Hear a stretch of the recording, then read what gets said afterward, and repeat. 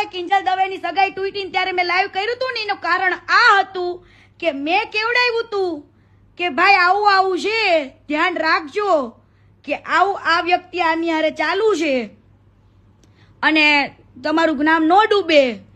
તો એ કદાચ દેવ પગલીએ કીધું હોય કે ન કીધું હોય મને ખબર નથી, પણ મેં કેવડાવ્યું હતું.